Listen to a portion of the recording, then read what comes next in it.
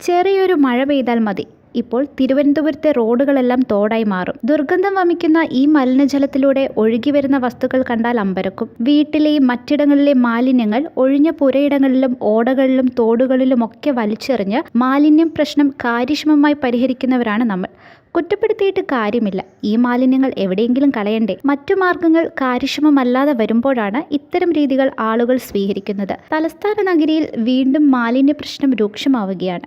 ഖരമാലിന്യങ്ങൾ പൂർണ്ണമായും സംസ്കരിക്കാൻ ഇനിയും മാർഗങ്ങൾ ഇല്ല എന്നതാണ് വസ്തുത. മാലിന്യ നിർമ്മാർജ്ജനത്തിന് തദ്ദേശ സ്ഥാപനങ്ങൾ ആരംഭിച്ച ഹരിതകർമ്മസേന പ്രവർത്തനം അഭിനന്ദനാർഹമാണ്. എങ്കിൽ ഇതും പൂർണ്ണമായി പ്രശ്നം പരിഹരിക്കുന്നതല്ല. മാത്രമല്ല, മാലിന്യം ശേഖരിക്കാൻ എത്തുന്നവർ തന്നെ ഭക്ഷണാവശിഷ്ടങ്ങൾ ഉൾപ്പെടെ പൂർണ്ണമായി പലപ്പോഴും നീക്കം ചെയ്യാത്തതും തെരുവ് നായകൾക്ക് ഉൾപ്പെടെ എറിഞ്ഞുകൊടുക്കുന്നതുമായ രീതി പലപ്പോഴും വിപരീത ഫലം ചെയ്യുന്നുണ്ട്.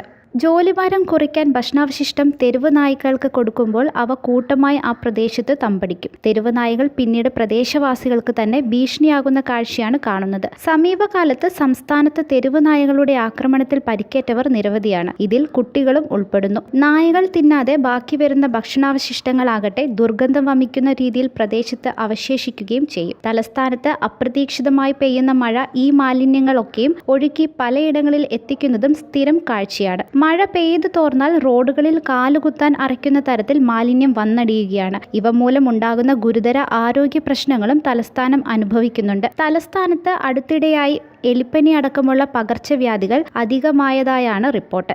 ഈ രീതിയിൽ മാലിന്യ പ്രശ്നം പല രീതിയിലും ദൈനംദിന ജീവിതത്തെ ബാധിക്കുന്നതാണ്. ഒക്ടോബർ 15-നും നവംബർ 22-നും പെയ്ത മഴ അക്ഷരാർത്ഥത്തിൽ നഗരത്തെ മുക്കുകയായിരുന്നു. വിമർശനം ഉയർന്നതിന് പിന്നാലെ നഗരത്തിലെ ഓടകൾ നവീകരണത്തിനായി തുറന്നപ്പോൾ മിക്കതും ഖരമാലിന്യം നിറഞ്ഞ് അടഞ്ഞിരിക്കുന്ന കാഴ്ചയാണ് കണ്ടത്. പ്ലാസ്റ്റിക് കുപ്പികൾ മുതൽ സാനിറ്ററി നാപ്കിനുകൾ വരെ അതിലുണ്ടായിരുന്നു.